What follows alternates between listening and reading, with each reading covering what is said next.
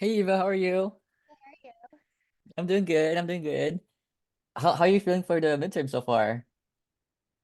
Um, what's really getting me is like synthesis, and then I Hmm. haven't really practiced mass spec, so I'm kind of worried about those two. Yeah. We could do the mass spec questions on the midterm that he gave Okay.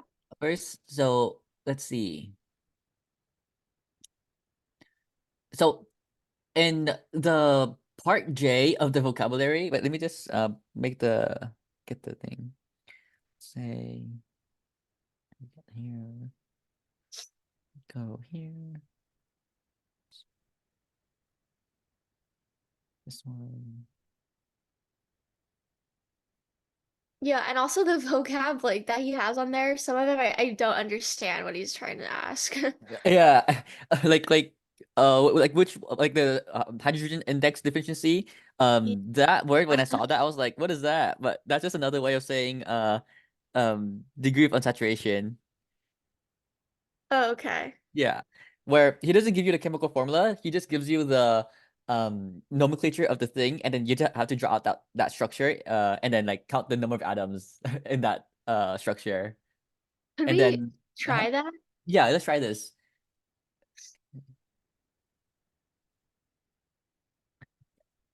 Okay. So let's say we have let's do this. Let's do this. Copy, paste. Okay. So for methylidine cyclopentene, what is our main chain here? What is the parent function? It's a cyclopentene. Yep, cyclopentene, meaning that we have a ring that is 5 carbons long, Mm-hmm. and we have an alkene because our suffix is "ene" here, Mm-hmm. which is on carbon one, which we could choose whichever one of these to be carbon one. Let's say I choose this to be one, and this is gonna be two, three, four, five. Do you know what this substituent is? The illidine part? I'm trying to remember. I think isn't it the one that's directly is it the one that directly attached to the double bond directly attached to the carbon or is Yeah, yeah, that's the one where the double bond is directly attached to the main chain, where one carbon of the alkene, like half of it is attached to the main chain, the other half of it is the substituent. okay, Right. So at carbon four, we have a methylidine, which means that the substituent is only one carbon away, just like that. right. And so this is the whole structure here, where let's count the number of carbons we have. One, two, three, four, five, six. So that's C6. Now let's count the number of hydrogens. We have one, two, three, four, five, six, seven, eight, eight hydrogens. So that's C6H8. Index of hydrogen deficiency is going to be DOU, degree of saturation, which the equation for this is 2C plus 2 minus H minus X plus N all over 2. So plugging that in, we have 6 carbons, 2 times 6 plus 2 minus 8. No halogens, no nitrogens. So that's 0 all over 2. 12 plus 2 is 14. 14 minus 8 is 6. 6 divided by 2 is 3. Great. Mhm. So that's the answer for that part right there. Oh, so in okay, so whenever I see index of hydro, okay, that just means DOU. Okay. Yeah, yeah. I did not know like what this was too when I first saw it. I had to like look it up. I was like, what does this mean? Yeah, but that is just degree of unsaturation. Okay. That's good to know. Mhm. Where another way, right, a faster way to do this is like instead of looking at the thing here and then counting out all the atoms, you know how this double bond counts as 1 degree of unsaturation? Yeah. That's 1 degree of saturation, another one, and then the ring itself is another degree of saturation. So that's three Oh, right. DOUs right there. So you don't even have to do the math. Once you have the structure, you could just calculate the DOU from looking at it here. Oh, okay. That's good to know. Yeah. I just realized that right now. I was like, oh wait, you don't even need to do this. You can just look at this and then like see there's three DOU right there. Mhm. So let's see. Any other questions on this vocab or I which haven't part? gotten to look at the vocab a lot yet, but I was wondering if we could do more like synthesis. Synthesis problems? Yeah, let's do some synthesis examples. Um, let's use some chapter like um alkene reactions. Let's see. Let's say we have, hey, let's say we do this. Okay. And then we have a BR here. And then we go all the way like this. And then we have, let's say, uh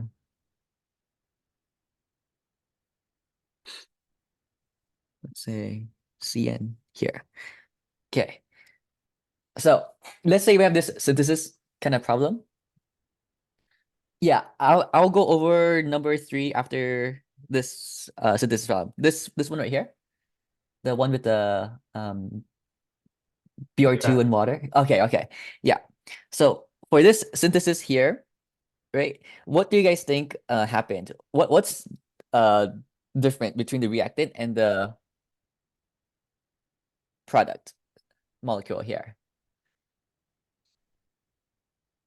Different leaving group or different like group. Yeah, different group where the similarity, let's say, is this R chain here, right? And then the difference is that right there, like the bromine and nitrile, and they are also on different carbons. Uh, Where do you think that the alkene could have came from? Like where do you think the alkene could have been to get to this nitrile? Do we want the alkene here, or do we want the alkene here to lead to this nitrile on that carbon? You want it on the edge of Yeah. the. We want it on the edge where there are two ways to make alkenes, like the elimination E2 reaction or the dehydration reaction. In this case, since we have a good leaving group, we want to do E2 reaction. But since we want the one on the edge, what kind of strong base do we want to use? An unhindered base or a hindered base to make the alkene on the edge, the less stable one? Would it be hindered then if you want less Uh-huh. stable? Yeah. Yeah, that's right. We want the hindered one to make the less stable Hoffman alkene. So we could use chicken leg retoxide, or you could use LDA. These two are the only hindered bases you need to know about, which will give you the Hoffman alkene here.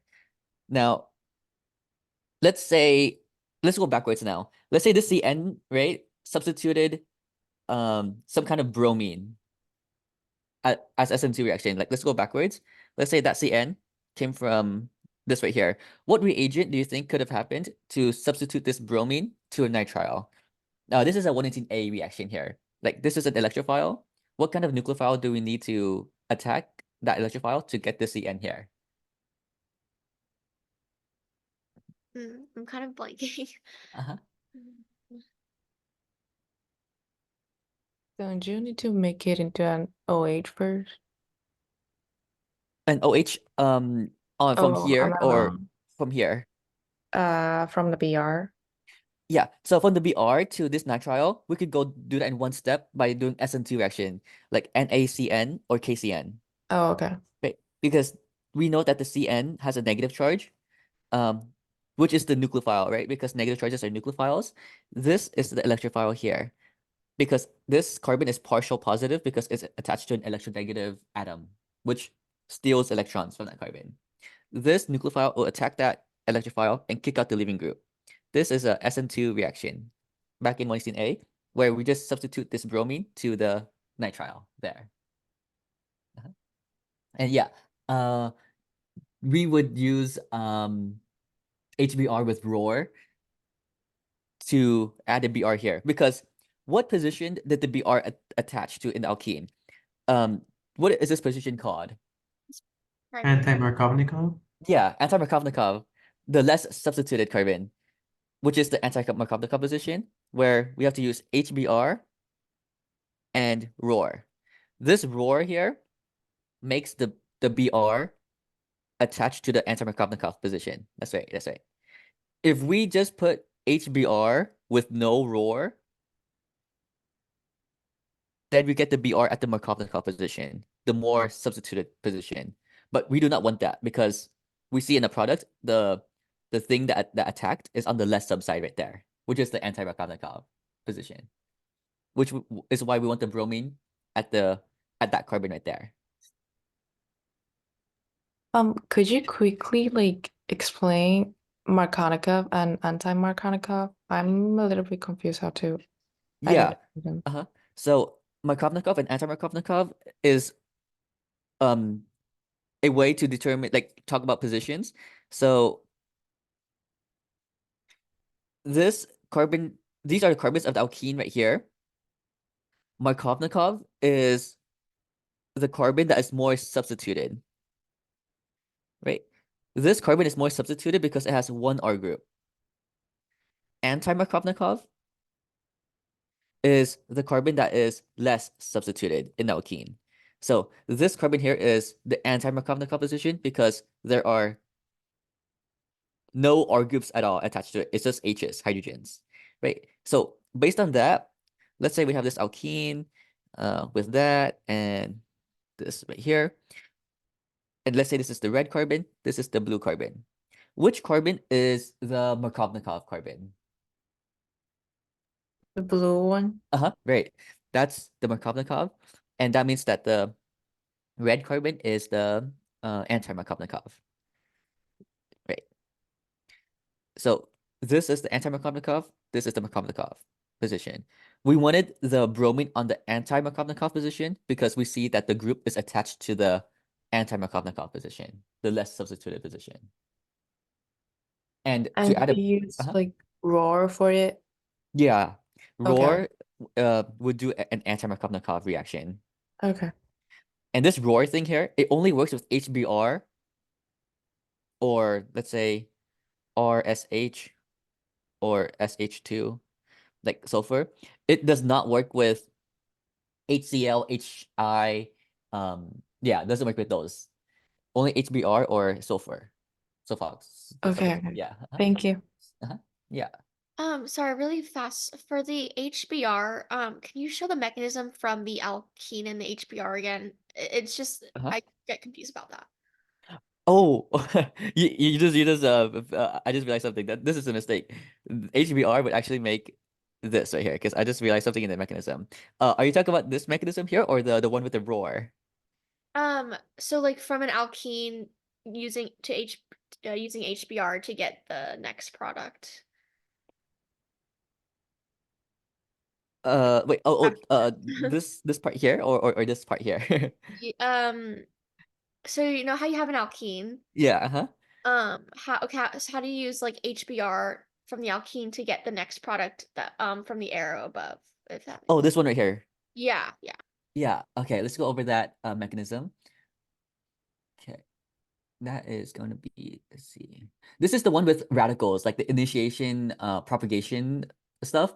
You know how back in 118A when we did initiation, propagation, termination, um, there was only one initiation step. Kind of. Yeah, that's okay. That was a long time ago. That was a long time ago.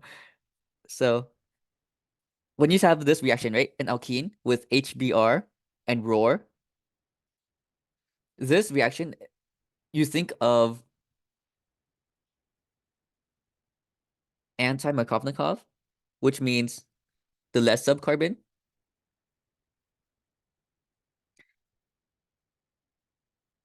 because of the roar there.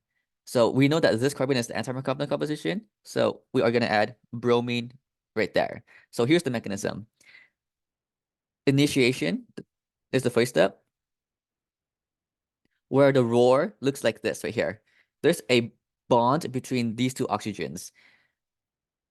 We put that through, like, let's say, light. This bond right here is really weak, the bond between two oxygens. We know that bond has two electrons. One of the electrons is going to go to that oxygen. The other electron is going to go to the other oxygen, which gives us this radical here. And two of them, because we have two of those things there. Right. That make sense? Like how I split it up in half? Yeah. Yeah. And then from here, let's say we bring in one of the OR radicals, we bring in the HBr. Right. This bond here between HBr has two electrons.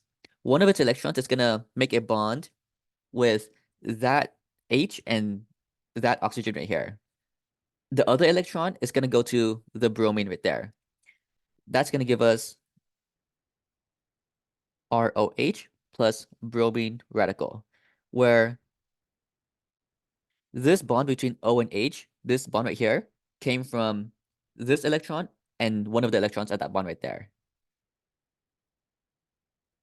Right? And that means the other electron is right here on that bromine. Right? Does this part make sense? Yeah, that makes sense. And all of these are single hook arrows because there's only one electron moving. If there, like other reactions, we draw a double hook arrow or double hook arrow because that shows two electrons moving.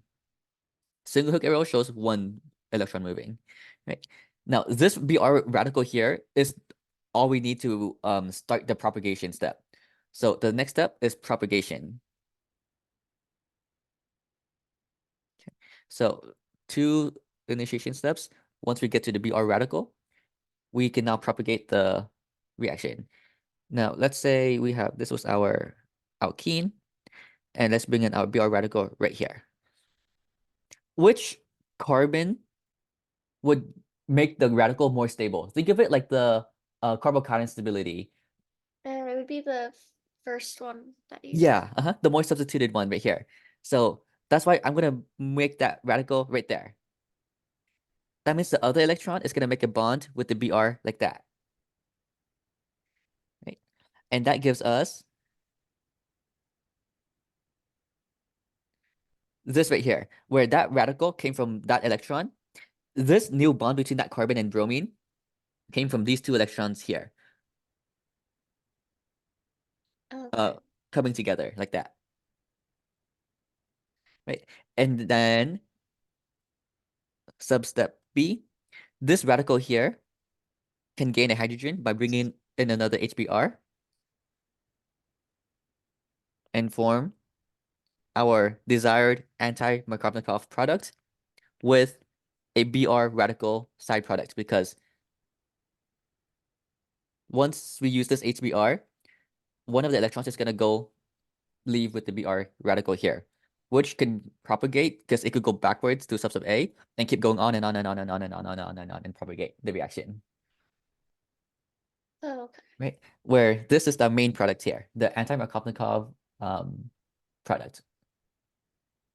Oh, okay. So do you think we'll have to know, like, draw this whole mechanism, or just know that whenever you see HBr and ROR, it's Mhm. just the anti-Markovnikov? Both. Like know that it's anti-Markovnikov and this could be tested. Like this is testable. Okay. Yeah, because it's the I would say the complicated mechanisms are hydroboration oxidation, Right. ozonolysis, dihydroxylation. This one is more doable, like the initiation propagation, like it's more doable compared to those things that I just listed. Okay. Yeah. Like it's very similar to free radical halogenation initiation propagation termination from last quarter. It's very similar to here. Okay. Mhm. That's good. Yeah. Okay, now let's move on to question number 3. Explain this reaction mechanistically. So we have X2 in a nucleophilic solvent water with an alkene. So I'm going to draw out the Br2 like this. The alkene, one carbon of it is going to attack that bromine, kick out the other bromine, and then at the same time, we know that this bromine here is gaining electrons, which means that this bromine is becoming more negative. At the same time, this alkene is losing electrons, meaning that that alkene is becoming more positive because it's losing a negative charge. So this bromine here is going to come back and attack the other side of the alkene at the same time. That would form our cyclic bromonium ion.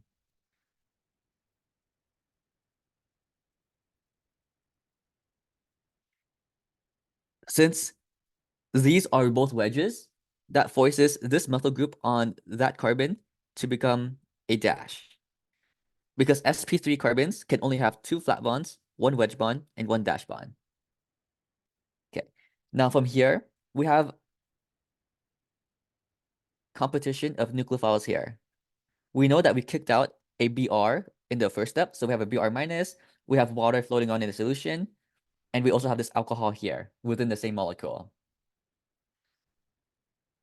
So Br minus seems like the stronger nucleophile because it has the full negative charge, but water would be the nucleophile that's attacking because there's a million times more water than this Br minus here. So this water actually overpowers this Br minus. If there was nothing here, right, like no water, no alcohol, just CCl4 or nothing at all, then the Br minus would be the nucleophile. But in this case, we do have water in the solution, which overpowers the Br minus because there's a lot more water in the solution. So the same goes for the alcohol as well. There's a lot more alcohol than the bromine. But first, let's just focus on the water step. Think of this as an epoxide-like ring and in acidic conditions. If we are in acidic conditions, do we want to open up the ring in the more subside or the less subside? More. Most. Yeah, more subside. That's right. So that is going to be this carbon right here, where this water attacks that more subside and pop open the ring that way. This is going to go through an SN2-like mechanism where it does a backside attack and inverts stereochemistry. Inversion of stereochemistry, right? And it only inverts stereochemistry at the carbon that's reacting, which is this carbon right here. This other carbon stays unreacted and untouched, so nothing happens to that stereochemistry. So let's draw what that looks like. Quick question. Mhm. If there wasn't water, Mhm. would like the mechanism still be the same? Yeah, it would be the exact same, but instead of water, we have Br We minus. just okay. Yeah, and we wouldn't have OH as the product, we would have like Br. Yeah, okay. Thank you. Yeah. Okay, so since we broke open that wedge, we're gonna invert that wedge to a dash. And the oxygen atom here is the one attacking that carbon. So there's a new bond between that oxygen atom and that carbon right there. That oxygen is still attached to two H's. And since this oxygen has 3 bonds, it has a positive charge. That also inverts this dash methyl into a wedge methyl. Now, there's one last step here. We can neutralize this positive charge oxygen by using some kind of base like Br minus or water, doesn't matter. Let's just Br minus. That's going to lead to this product here, the neutral OH.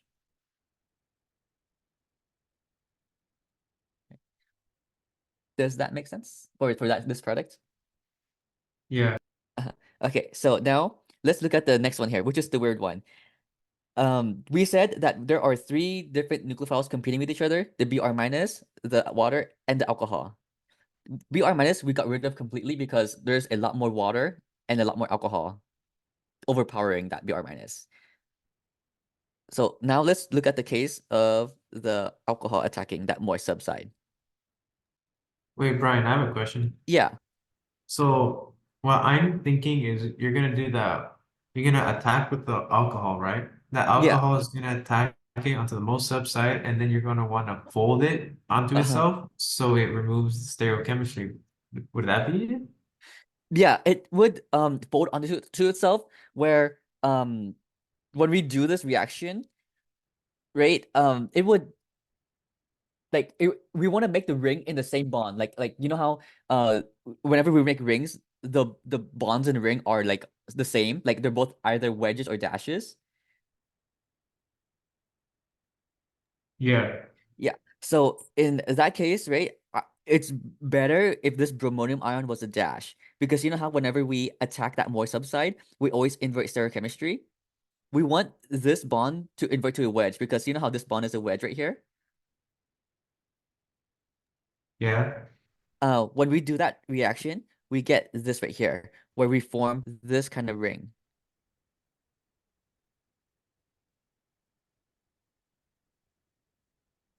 where this wedge bond is that wedge bond right there. This wedge bond was this dash bond, but it gets inverted to that wedge bond. And this methyl group here was this wedge methyl, because this carbon here that got reacted with inverts its stereochemistry.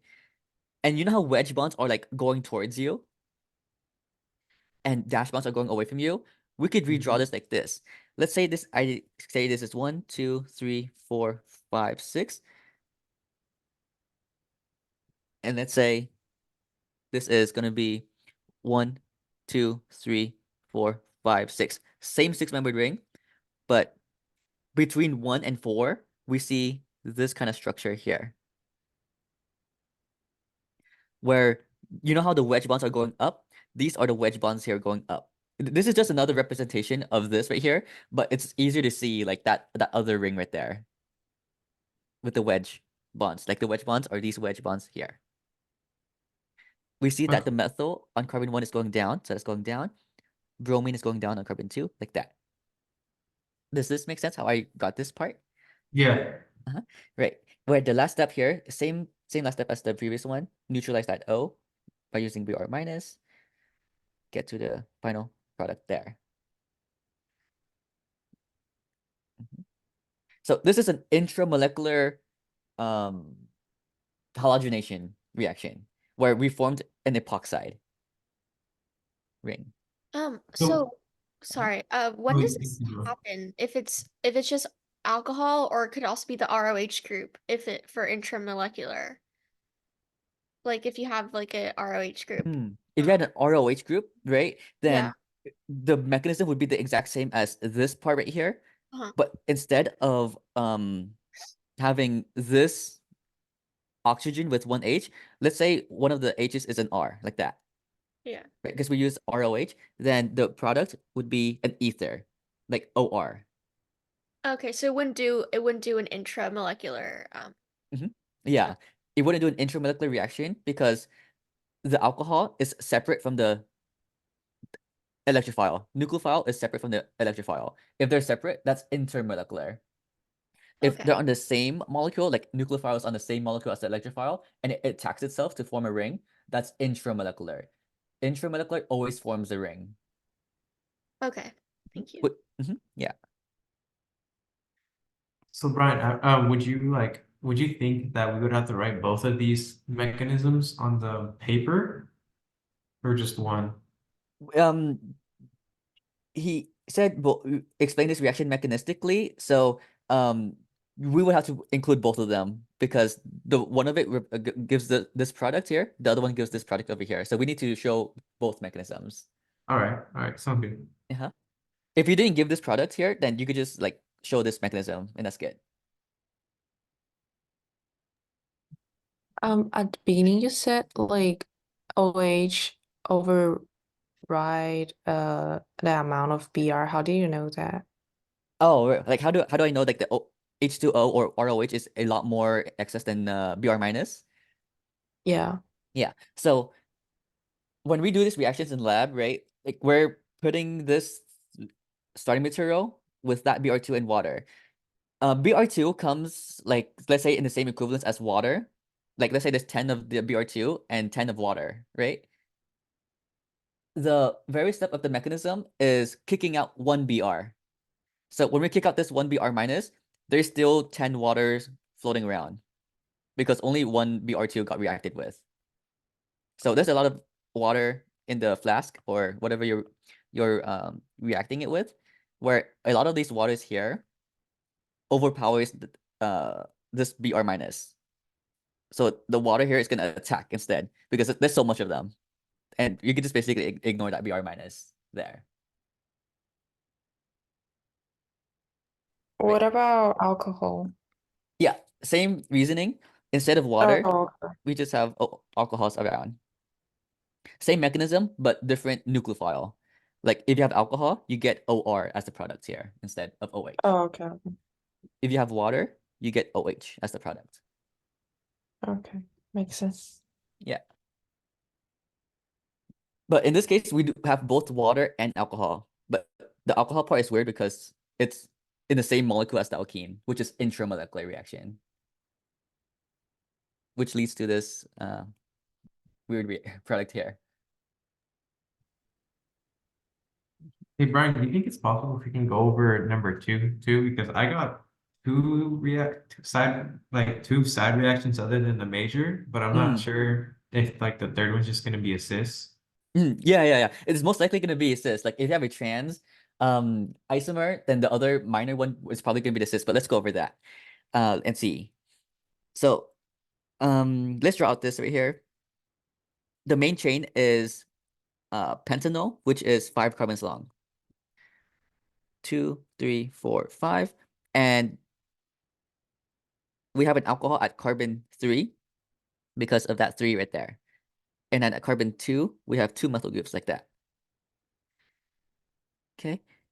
When we see acid catalyzed dehydration, the reagents you think of is acid, H2SO4, and dehydration is just like with heat.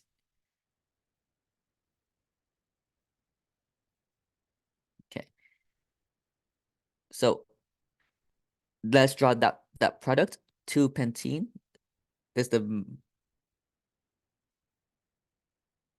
main chain. We're at carbon 2. That's where we have our double bond right there. And then at carbons 2 and 3, we have a methyl group like that because of this 2,3 dimethyl here. Main product from this reactant reacting with that reagent. Okay. Now, let's draw out that mechanism to show how we got there and what other minor products we could get. Whenever we have a strong acid like H2SO4, we look for the most basic atom, which is this alcohol here. The first step, protonate that alcohol using a strong acid. And that would convert that bad leaving group alcohol into a good leaving group oxonium ion. This good leaving group here, think of it now as an E1 reaction. It's just going to leave by itself and form a carbocation on that carbon right there. Because this carbon here lost a bond, meaning that it's missing electrons with a positive charge. Whenever we stop at a carbocation intermediate, what do we always have to look out for? Shifts. Yeah, shifts. Like a hydride shift or metal shift. In this case, we could do a hydride shift because this is a secondary carbocation. If we look at this carbon here, that's also going to be a secondary carbocation. If we look here, that could become a tertiary carbocation, which is more stable. But there's no hydrogens here, so we can't do a hydride shift. We're forced to do a methyl shift, where we're going to move one of the methyls onto that carbon, which I moved like this blue circled methyl over there. Now, the carbocation is on this carbon because that carbon lost a bond. Before it had 4 bonds, 1, 2, 3, 4, but now it has only 3 bonds with missing electrons with the positive charge. Okay, now from here, we complete the E1 mechanism by looking at the beta hydrogens. Let's say that's one beta hydrogen, that's another beta hydrogen, and that's another beta hydrogen here. We want to choose the beta hydrogen that makes us the most stable double bond. Which one would that be? The third one. Yeah, the third one here, because that's the most substituted one, where we could use the conjugate base we formed at the beginning to grab that beta hydrogen. This bond between that carbon and hydrogen will make a double bond there between the alpha and beta carbon, which gives us that main product here. Okay, so now since we know how to get to the main product, let's look at the side products, minor products. A side product could be like, let's say the conjugate base grabs this beta hydrogen instead, which would give us this double bond right here. This is a minor product because this double bond here is less stable than this double bond. This double bond is only di substituted. There's only 2 R groups, whereas this double bond here is tetra substituted. There's 4 R groups there. The other minor product wouldn't be this beta hydrogen because if we do that, that's going to give the exact same product as that. These are the exact same things because of symmetry here. We could rotate that single bond to like rotate these 2 groups back and forth. So that's not the other minor product. Now, the other minor products would be, let's say we didn't do the methyl shift. Let's say we make the alkenes from this less stable carbocation intermediate, right? Where we only have one beta hydrogen here. This beta carbon has a beta hydrogen, whereas the other beta carbon has no beta hydrogens here. So we could say that the conjugate base comes in, grabs that hydrogen, makes a double bond there to give us this minor product here. So that's the other minor product here, which comes from the less stable carbocation intermediate. Now, what is this alkene here? It's di-substituted, but what kind of di-substituted alkene? There's three types. It's trans, so you Yeah. can make it cis, right? Yeah, you can make it cis, especially for E1, because this double bond here is, I mean, not double bond. This single bond here can do free rotation, which when we rotate it, we could have this orientation here. And then once we have that orientation, we could grab that beta hydrogen and get our cis double bond like that, which that's the other minor product here. So major product, 3 minor products. This minor product here came from the more stable carbocation intermediate. These 2 minor products down here came from the less stable carbocation intermediate. But the only difference is the cis and trans.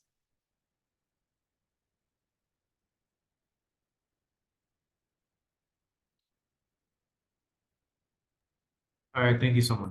Yeah, no problem. Any other questions on this? Or any other questions on the exam? I don't have a Oops. oh, my bad, you can go. Sorry. I just forgot about the E and Z. So when do you do that again? Like, for naming and stuff? Just really fast. Yeah. So for E and Z, for nomenclature, you always have to include it if we can. So we can do that if, let's say we have an alkene like this with 4 different groups on it. So let's say we have that, Br, and that. We know that this alkene here has 4 different groups on it. That, and that. It could have also been a hydrogen as well. We cannot do E and Z if we have something like this, because this carbon here has 2 of the same groups. So we can't assign which one has a higher priority. We can't do E or Z here. Let's see what else. E and Z. Yeah, that's the yeah, that if one carbon of the alkene has 2 of the same groups, like either hydrogens, then we can't do E or Z. Another example of when we can do E or Z is, let's say we have something like this, which might be a little harder to see. Like this right here. We can't do E or Z here as well, because these are the same groups right there. Okay, thank you. Yeah, where to determine E or Z, are you familiar with that, or do you need help assigning E and Z? If we could just do one practice just to make sure. Yeah. So one practice of that would be, let's do this one here. To assign E and Z, we make a dashed line through where the double bond is. And we only focus at one carbon at a time of the alkene. So this is going to be one of the carbons. So let's just focus on that and ignore everything on this side. Which one has a higher priority? This group or this group? And it's like same how we assign priority for RNS, like we choose the one that has the higher atomic number. Isn't it just the bromine? Yeah, that's right, bromine. Now let's look at the other side. Which one has higher priority? The uh the ethyl, whatever. Isopropyl. Yeah, Isopropyl. isopropyl. Right. Where we see that the 2 highest priority groups are on the opposite side of the line. Right, because this is the line that we're referring it to. The 2 highest priority groups are on opposite sides of each other. Right, so That, that would be E. yeah, that's right. Let me give you a little tricky one.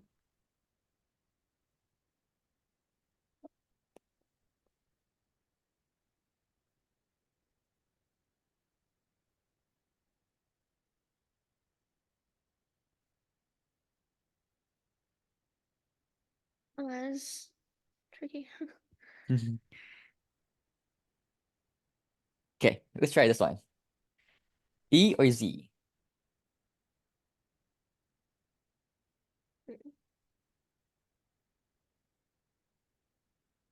I think it's Z, right? Because Uh-huh.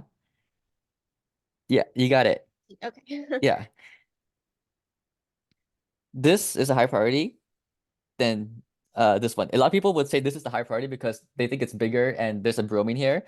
But that's not the case because we look at the very first atom attached to the carbon and then determine which one has a higher atomic number. We don't look at the size of it. We don't look at the other atoms of it. We look at the very, very first atom.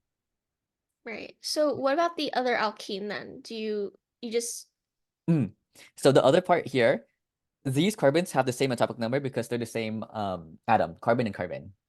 If there's a tie, then we see what's attached to those carbons, ignoring the previous bond. So we see that this top carbon here is attached to 3 other carbons, 1, 2, 3. This pink carbon down here is attached to 1 carbon, but 2 times because of the double bond. So that's 1, 2, and 1 hydrogen. There's a tie between C and C, tie between C and C, but the third one, C wins over H. oh, Right. okay. Because C has a higher atomic number than H. Okay. Mhm. Yeah. Yeah. So can we go back to the last question very quick? Yeah. This one right here. Yeah. Mhm. Because for the minor products, I think I also drew one for after the carbon rearrangement, I drew like 2 alkenes on the like terminal alkenes. I don't know if that's right. Like, is this one of it right here? Yeah. Yeah, that is one of it. And did you draw the other one like this right here? Yeah. Yeah, these are the same thing because, Oh, these are the oh, okay. right, because that single bond can rotate and we could rotate these 2 groups around. Oh, okay. Symmetry. Brian, do you Okay. think it's possible if we can go or because on the book, I did a problem on the book and it's gonna be like it's a Yeah, brominate BR2 one, right? So it's like it's Z3 hexene reacting with BR2. Z3 hexene. Um, just BR2 or with water or alcohol or just BR2? Just BR2. Okay, just BR2. That's good. Okay, so hexene, that's 6 carbons, 2, 3, 4, 5, 6. 1, 2, 3, 4, 5, 6. Carbon 3, 1, 2, 3. This is not Z3 hexene because this is E. So we have to switch this. Oh, say 2, 3, 1, 2, 3. Yeah, like that. Now this is, let's say 1, 2, 3, 4, 5, 6. Okay. At carbon 3, that's the alkene. And this is Z now because the 2 has particle groups are on the same side. We're gonna react this with Br2. Okay. So the mechanism, let's draw out the Br like this. 1 carbon of the alkene is gonna attack that bromine, kick out the other bromine, and then at the same time, this bromine that's getting attacked attacks the other side of the alkene. And this is gonna form our cyclic bromonium ion intermediate. So it could either be wedge or dash. I'm choosing wedge here. And then from here, since we just have Br2, no water, no alcohol, we have no competition of nucleophile. This is going to be our only nucleophile here. And it's still going to be in acidic conditions, in like epoxide reactions, where it's going to attack the Bohr subside. But in this case, there are both equally substituted, so it doesn't matter which one we attack. Let's say we attack that one and break open the ring right here. This is going to do like an SN2 like backside attack, where it inverts stereochemistry. Inversion of stereochem. Okay, so when we do that, this wedge bond becomes a dash bond because we invert that wedge to a dash.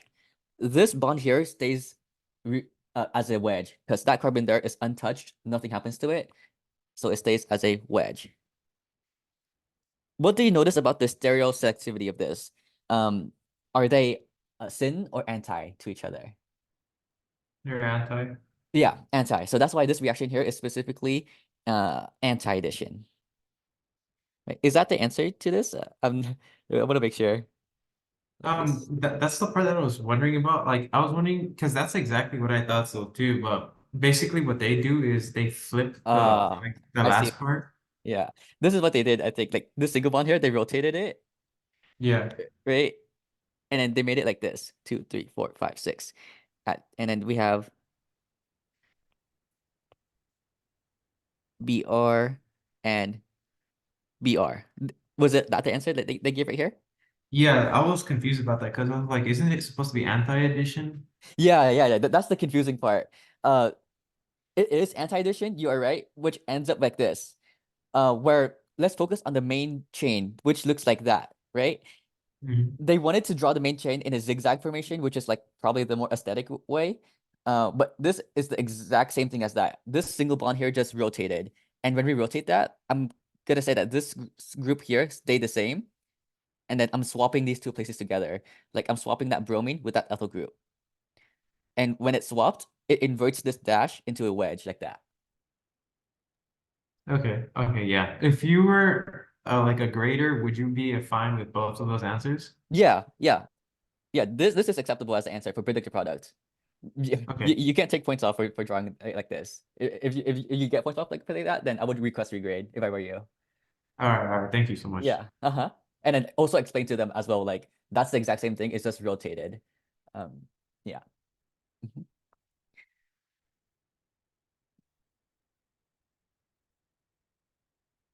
Yeah. Oh, just a clarification. Yes. So like whenever there's a BR2, it will Mhm. always form wedged like cycle bromine propane. How do you call that? Oh, not always. It could also be dash. I just chose wedge, but it could also be dash as well, like that. Okay. Uh-huh. Yes. Give me that.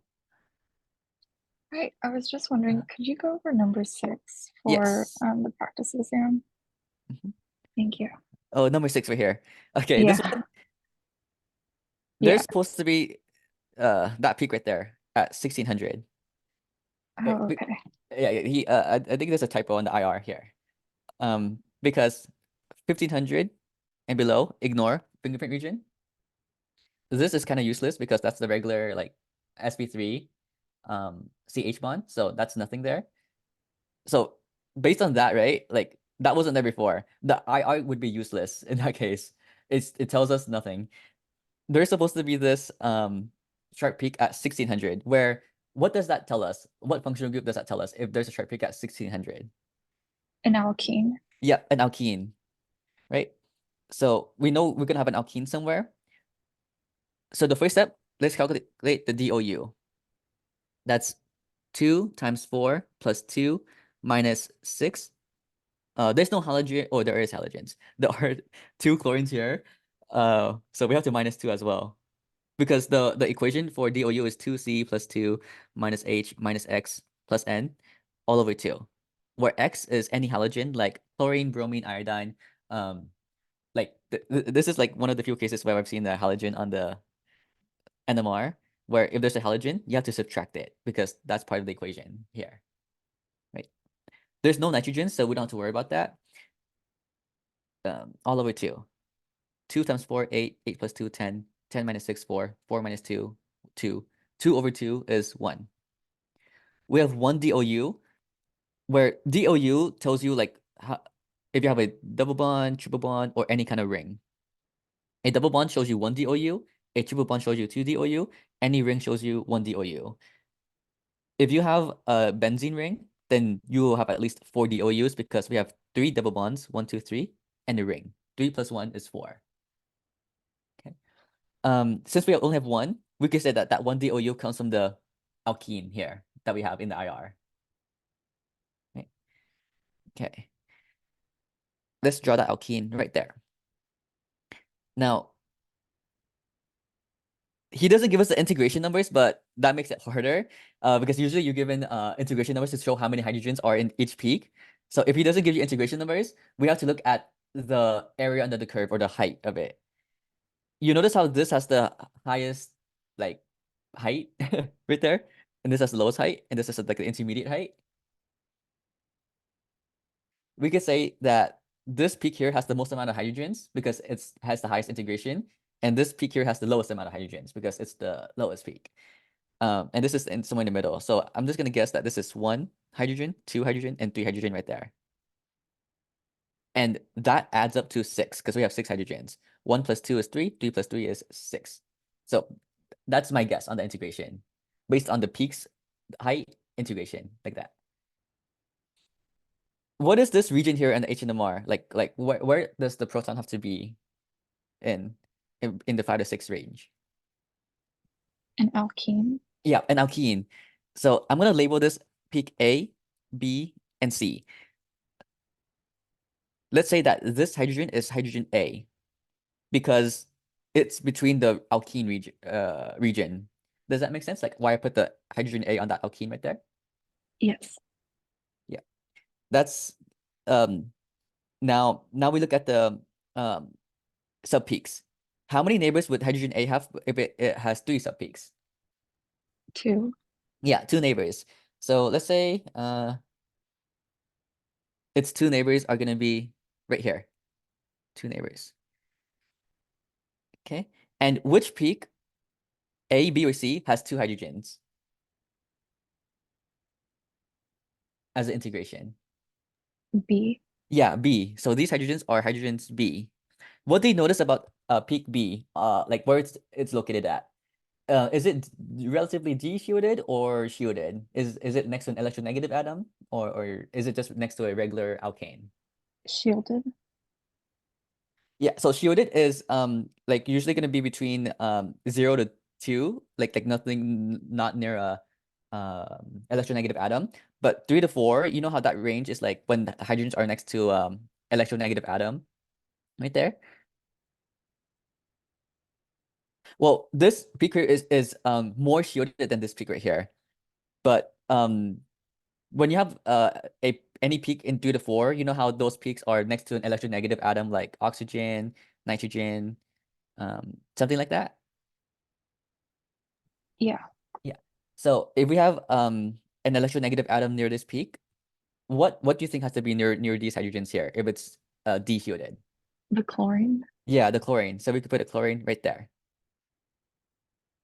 Okay. Does that make sense so far? Yes. Thank Yeah. you. So now let's look at the 3 H's here. How many neighbors do these 3 H's have if it has a singlet?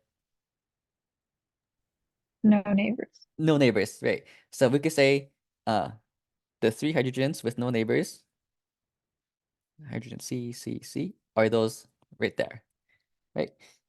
How many alkene hydrogens do we have here in the 5 to 6 range? How many hydrogens are here?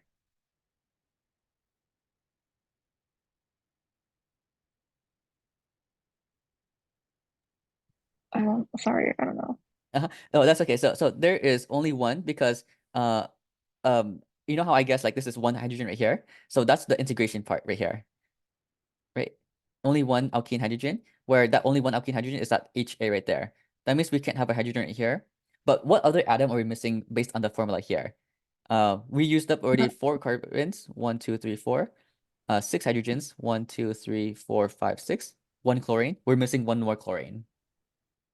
Right? Where do you think we could put that one last chlorine? Oh, next to the torpedo.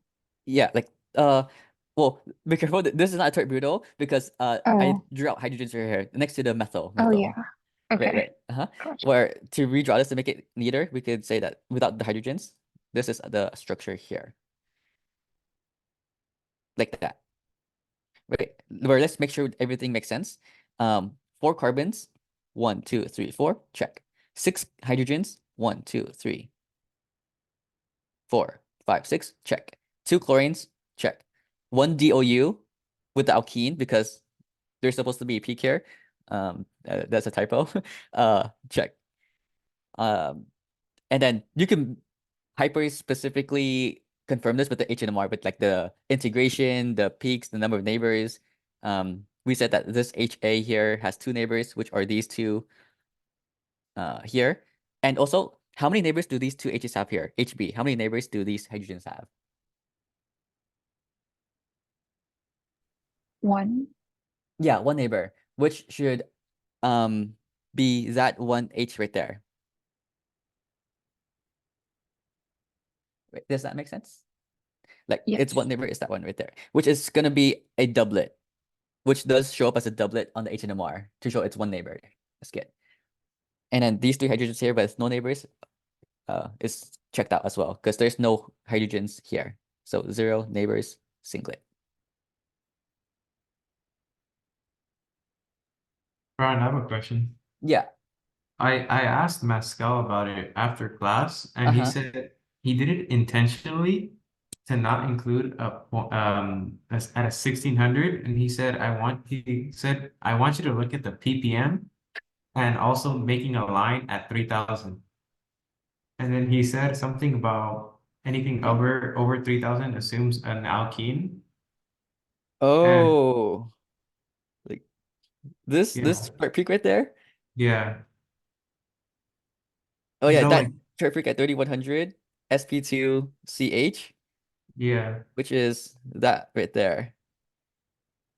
yeah, that's what I asked him, and I was like, oh, Wait, that's but we why. also have that C double bond C, which should be here as well.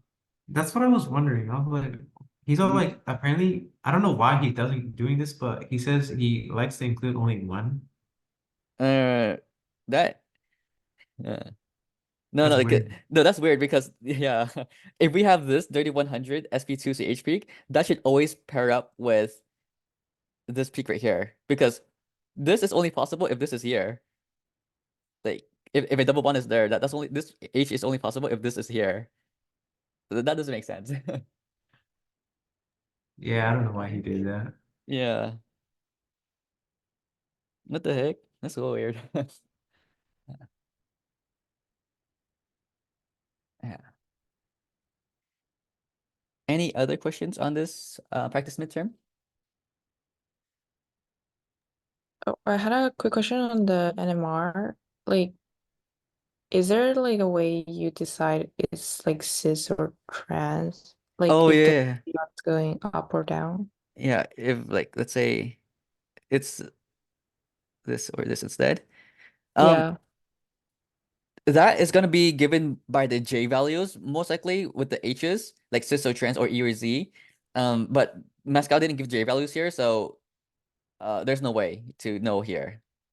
Okay, okay. Yeah, we need the J values because you know how J values, if there's matching numbers, like 2 it shows that there's like I think geminal, and then 16 is like trans, 10 is like cis, and then 6 is like allylic. But there's no J values here, so we can't tell if it's cis or trans.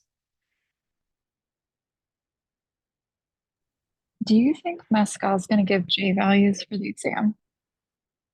He barely went over it in lecture, and he didn't include it in this practice exam. And he said that it's gonna be very similar to like the actual exam is gonna be very similar to this practice exam. So I don't think he will put J values.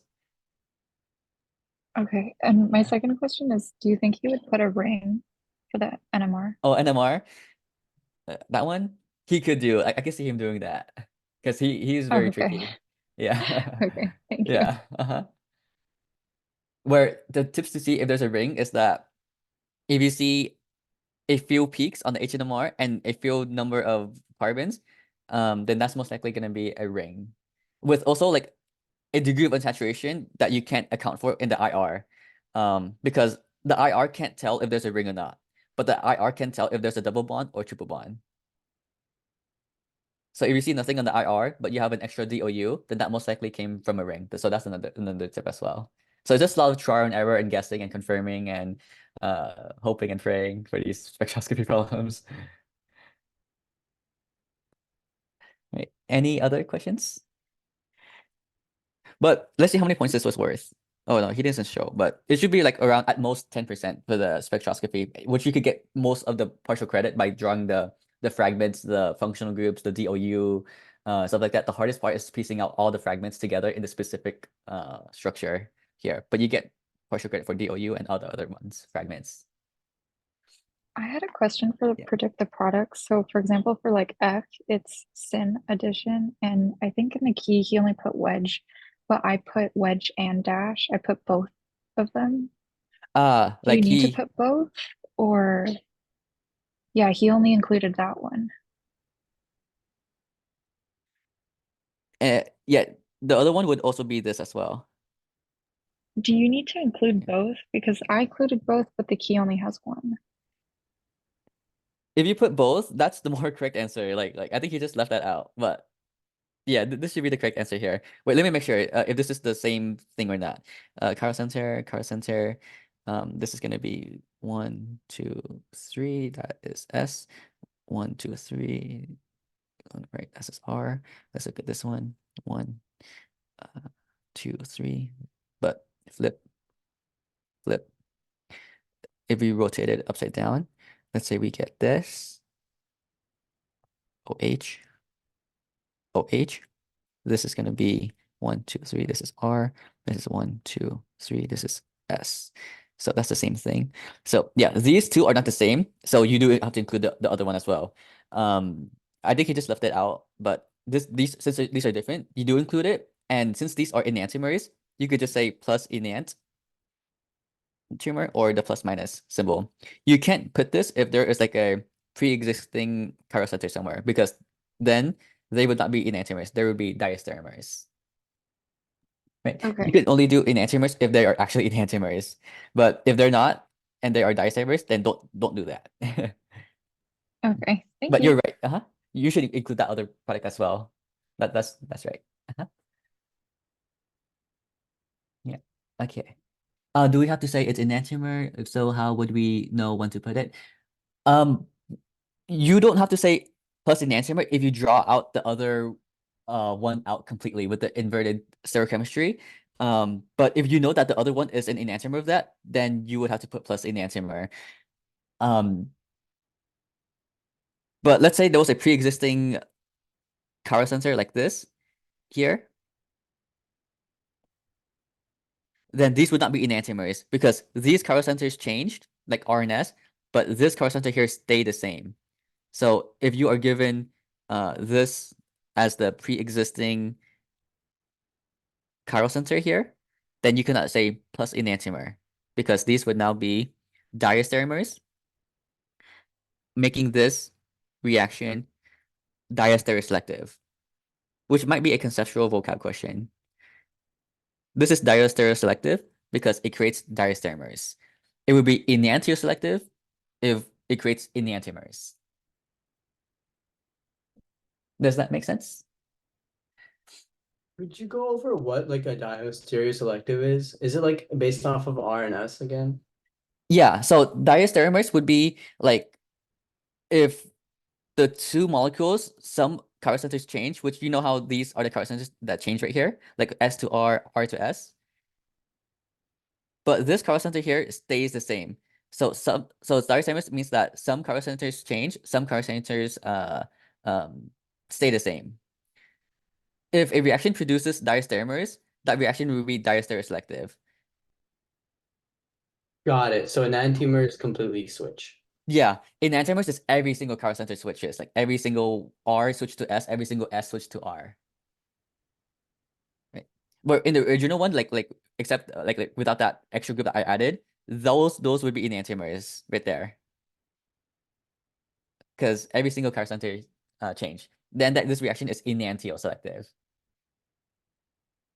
Okay. This is just an extra like hypothetical situation that you might get on the exam. That makes a lot of sense. Thank you. Yeah, no problem. Sorry, last question, but for like C, when you do E2 reactions, does that get rid of the stereochem? Like, Yes. do we get rid of the wedge and dash? That is Okay. because